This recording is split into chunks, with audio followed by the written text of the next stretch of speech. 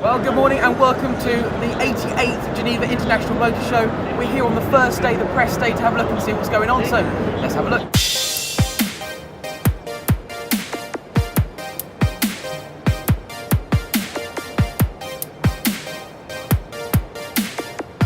It's here and it's finally here. My God, have we waited for the Toyota Supra, and it is stunning. Now, of course, this is the racing rather than the road-going version, but it's enough to show us Toyota's intentions and dedication towards making the Supra happen.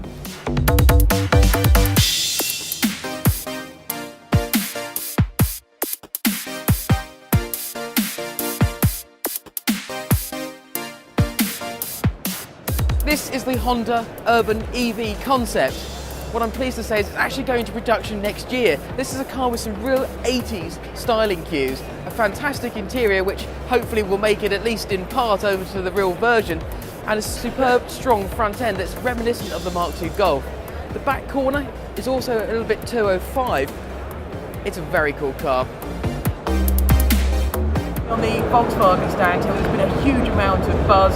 There's been a global reveal of the ID Vision, the closest that Volkswagen has at the moment to a fully autonomous car. But the thing that's really caught my eye here is this VW bus. Lovely little details, play and pause, for example, on the accelerator and brake as well. But this will be a fully electric car. A concept only at the moment, sadly, but I want one of those too. This is going to be ridiculous. I will have spent all my pocket money by the time we get home. This is the new Renault Alpine A110 and it is beautiful. Proportions are spot on this car. It just feels like a proper little sports car. The centre stack is McLaren-esque actually in the way that it rises up next to you. Steering wheel has small and feels perfect upper hand. I want to take one of these out for a spin now and give it a drive.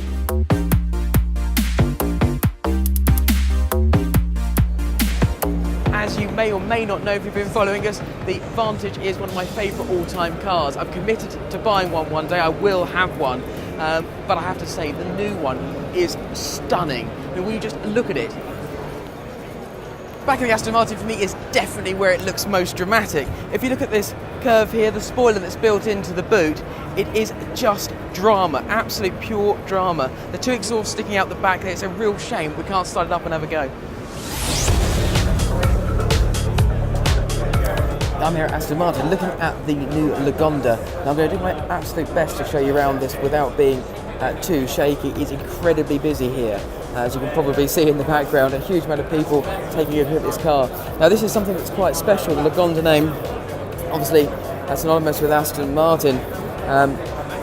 And this represents a new concept for them, a four-door car, suicide doors here at the side, and an incredible interior. It's proved to be very popular indeed. Covered in sort of like a tweed-like cover. The seats are absolutely superb. You can see how unbelievably plush they are, and what a clear concept the dashboard has as well. Working your way through to the back, you've got two chairs, both of which with fold-out footrests and a holder in the middle there as well. It's incredibly loud and incredibly warm in here, but it's definitely worth it just to show you what sort of car that Aston Martin have produced here. Now the back of the car is just as stunning as the front is, as you can probably see. The shape continues all the way across through to the back, almost like a dart. There's something almost slightly retro about it, but it is absolutely stunning.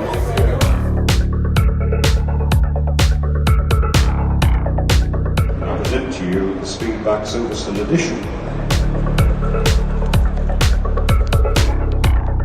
I'm here with David Brown.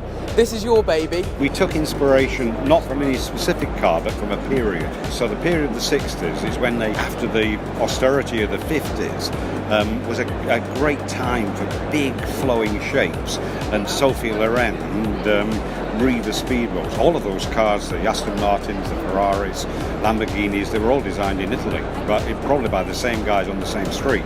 And it's just that when we designed this, it was important to get back to that period and pretend we were in Italy, drinking, smoking, and looking at pictures of Sophie Loren on the wall. Sounds like a perfect weekend to me. As a self-confessed mini nut, this is pretty much perfection, I have to say. There's a lot of work that's been done here. We wanted to take a car that was a British icon and bring it up to date insofar as we could, without taking away the character of the car. So there are some very practical things, like all the bodies now are e-coated, so they've got rust protection. You bought a Mini in the old days, when you got it home it was rusting in front of you. So from that up to the styling detail, a lot of which was just detail, because the Mini was a beautifully engineered and beautifully designed car. So a lot of people have looked at it as if it was almost a new car in terms of its styling. It obviously isn't, it's from the 60s. But thank you very much for your kind comment. I'll take the deposit, sure.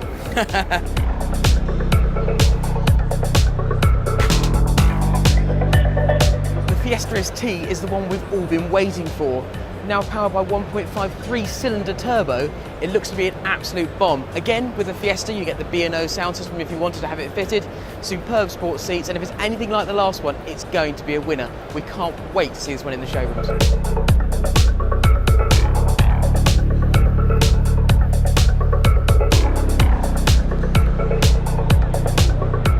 Defined by its aggressive aero package and huge rear spoiler is the Fiesta WRC. Powered by 1.6 litre turbo, 380 brake horsepower engine, this thing absolutely flies on or off road.